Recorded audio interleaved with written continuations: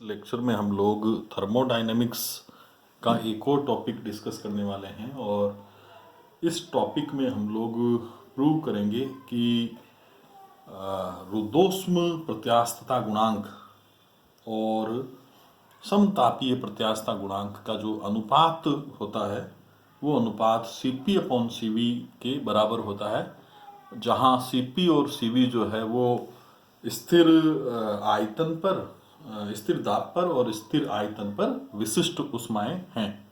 तो ये अपने को प्रूव करना है। तो चलिए अपने इसको स्टार्ट करते हैं। On the basis of Maxwell relationship, Maxwell समीकरणों के आधार पर ये अपने को प्रूव करना है। और थर्मोडायनेमिक्स का जो मैक्सवेल संबंध का जो यूनिट है उसमें ये एग्जाम्पल है और इम्पॉर्टेंट एग्जाम्पल है और यूनिवर्सिटी एग्जाम्स में पूछा जाता है। तो चलिए अपने इसको स्टार्ट कर देते हैं। तो प्रूफ यहाँ से हम लोग लेंगे। तो सबसे पहले हम लोग क्या काम करेंगे कि परिभाषित करेंगे हम लोग सबसे पहले कि प्रत्यास्थता गुणांक क्या होता है, उनको हम लोग परिभाषित करेंगे। तो प्रत्यास्थता गुणांक या मॉडुलस ऑफ इलास्टिसिटी जो है, प्रत्यास्थता गुणांक, ये पहले परिभाषित कर लेते हैं। तो प्रत्यास्थता गुणांक क्या होता है? प्रत्यास्थता गुणांक होता है प्रतिबल बटे विकृति होता है, स्ट्रेस प्रतिबल बटे विकृति। तो ये होता है, इंग्लिश में बोलें तो स्ट्रेस अपॉन स्ट्रेन। ये स्ट्रेस अपॉन स्ट्रेन होता है। तो स्ट्रेस जो है वो तो हो जाएगा अप्लाइड प्रेशर के बराबर। स्ट्रेस जो है अप्लाइड प्रेशर के बराबर हो जाएगा, डेल पी से लिखूंगा मैं इसको। और स्ट्रेन जो है, विकृति जो है, वो हो जाएगा आयतन विकृति। और आयतन विकृति होती है आयतन में परिवर्तन del v upon initial volume यानी कि वी। ठीक है, आयतन में परिवर्तन बटे प्रारंभिक आयतन। तो ये हो जाएगा। और ये मॉडुलस, इलास्टिक मॉडुलस प्रत्यास्थता गुणांक को इस तरह से हम लोग परिभाषित कर सकते हैं। ये v ऊपर ले सकेंगे तो माइनस का v ऊपर आ जाएगा और ये अपने पास आ जाएगा del p upon del v। ठीक है, ये प्रत्यास्थता गुणांक हम लोग परिभाषित कर सकेंगे। अब ये जो प्रत्यास्थता गुणांक है, अतः हम लोग अगर इसको रुद्धोष्म प्रत्यास्थता गुणांक को परिभाषित करना चाहें तो ES जो है वो अपने पास आ जाएगा, सेम ही है, ये क्वांटिटी सेम ही लिखनी है, माइनस का v लिखना है और del p upon del v लिखना है। और यहाँ पर अपने को S और लगा देना है, क्योंकि रुद्धोष्म जो प्रक्रम होते हैं उसमें एंट्रोपी नियत रहती है, इसलिए यहाँ पर S लगा देंगे। तथा अगर अपने को ये ET लिखना है यानी कि समतापीय प्रत्यास्थता गुणांक लिखना है, आइसोथर्मल मॉडुलस ऑफ इलास्टिसिटी लिखना है, तो भी अपना ये फॉर्मूला सेम ही रहेगा, माइनस का v रहेगा और del p upon del v रहेगा और ये कांस्टेंट टेम्परेचर रहेगा। समतापीय प्रक्रम में टेम्परेचर कांस्टेंट रहता है। तो ये जो दो डेफिनेशन है ये हम लोग यूज करने वाले हैं और इनकी हेल्प से हम लोग सिद्ध करेंगे कि ES अपॉन ET बराबर क्या होता है, CP अपॉन CV होता है। तो चलिए यहीं से स्टार्ट कर देते हैं। अतः ES upon ET, ES upon ET ये दोनों का अनुपात ले लें तो देखिए कि ये V से V कैंसिल आउट हो जाएगा, माइनस से माइनस V कैंसिल आउट हो जाएगा। तो ये आएगा del P upon del V at constant S और यहाँ आ जाएगा आपके पास del P upon del V at constant T। तो ये अपने पास आ जाएगा। अब अपने क्या करेंगे, इसको आगे बढ़ाना चाहेंगे तो इसमें हम लोग ऊपर वाली जो टर्म है उसमें हम लोग t को इंट्रोड्यूस करेंगे, जो नीचे कांस्टेंट है उसको इंट्रोड्यूस कराया जाता है, और नीचे वाली जो टर्म है उसमें s को इंट्रोड्यूस करवाएंगे। ये जो ऊपर कांस्टेंट है इसको इंट्रोड्यूस करवाया जाएगा। तो देखिए कैसे इंट्रोड्यूस करवा सकते हैं, डेल p अपॉन, यहाँ मैं लिखूंगा डेल t और s dot del t upon del v और ये मैं लिख दूंगा s। ठीक है, अब देखिए कि डेल टी से डेल टी कैंसिल आउट हो रहा है और del p upon del v at constant entropy ये लिखा हुआ है, इसको हमने इस फॉर्म में लिख दिया। इसी तरह से ये वाली जो क्वांटिटी है इसमें मैं s इंट्रोड्यूस करवाने की कोशिश करूंगा, तो del p upon del s में लिखूंगा, t कांस्टेंट है, और डॉट में मैं लिख दूंगा del s upon del v, और इस समय t कांस्टेंट है। तो आप देखिए कि डेल s से डेल s कैंसिल आउट हो रहा है, del p upon del v आ रहा है, ये रहा del p upon del v at constant t। ठीक है, तो इस तरह से हमने ऊपर जो है उसमें तो t इंट्रोड्यूस करवा दिया, डेल t की ऊपर नीचे गुणा मान सकते हैं आप, और नीचे जो है हमने s को इंट्रोड्यूस करवा दिया, आप ये मान सकते हैं कि डेल s के ऊपर नीचे मैंने गुणा किए। अब हम लोग इनको ऊपर नीचे ट्रांसफर करने का प्रयास करेंगे। तो चलिए नेक्स्ट पेज पे करते हैं।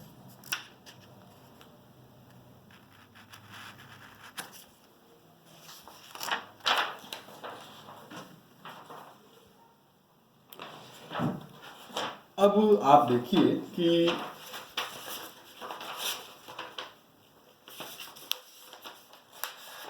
ये क्वांटिटी वापस हम लोग यहाँ पर यूज करना चाहेंगे। इस क्वांटिटी को तो हम लोग डिनोमिनेटर में ले जाएंगे, और इस क्वांटिटी को हम लोग न्यूमरेटर में ले जाएंगे, यानी कि इसको ऊपर ले जाएंगे, इसको नीचे ले जाएंगे।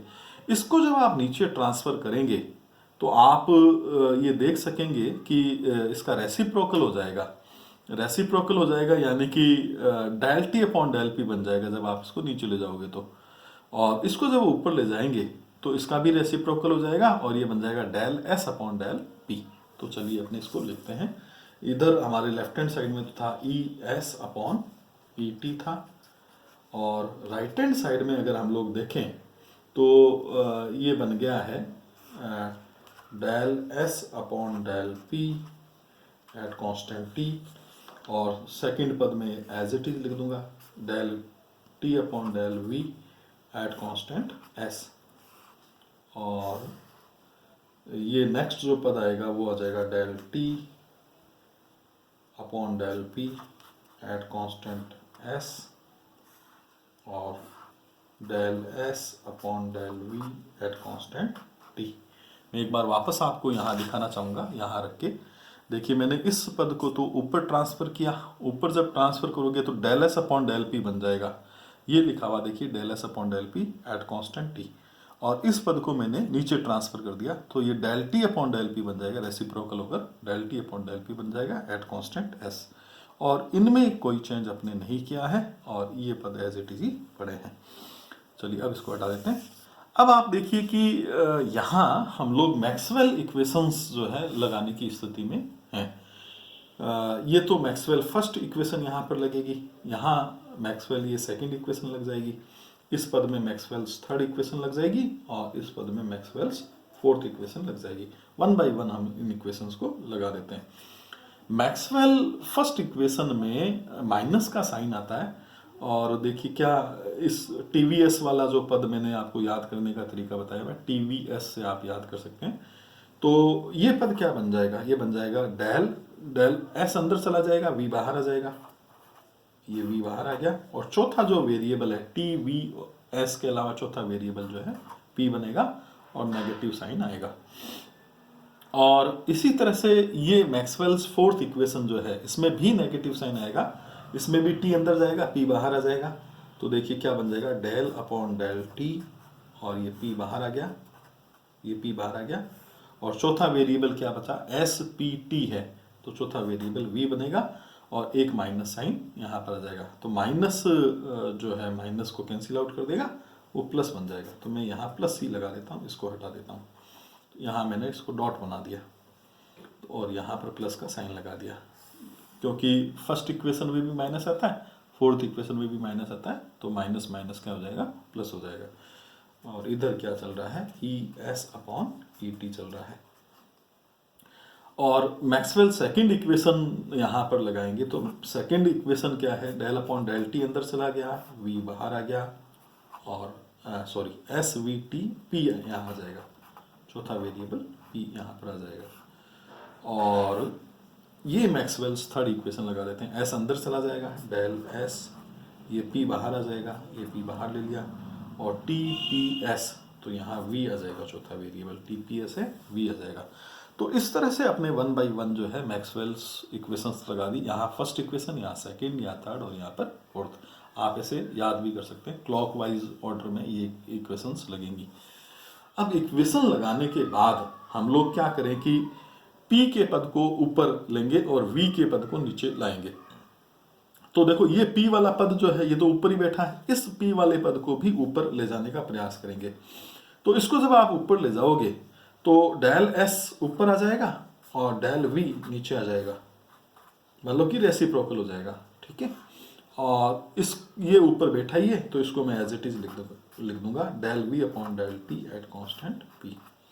और अपॉन में देखिए क्या है, अपॉन में ये जो V वाला पद है जहाँ कांस्टेंट V रखा हुआ है, ये वाला पद नीचे ले जाएंगे तो ये आ जाएगा del S upon del P at constant V। और ये वाला जो पद है ये नीचे पड़ा ही है, del P upon del T at constant V। तो इस तरह से हमने इसको इस फॉर्म में लिख लिया। अब आप देखिए ध्यान से कि डेल V से डेल V कैंसिल आउट हो रहा है और del S upon del T आ रहा है, क्योंकि P दोनों में ही है, कांस्टेंट P दोनों में ही, इसलिए हम लोग डेल V से डेल V कैंसिल आउट कर सकते हैं। Del S upon del T आ जाएगा, तो ये तो आ जाएगा del S upon del T at constant P। और यहाँ पर भी डेल P से डेल P कैंसिल आउट हो रहा है, del S upon del T यहाँ पर भी आएगा, यहाँ पर भी del S upon del T आएगा और यहाँ कांस्टेंट V पर आ जाएगा।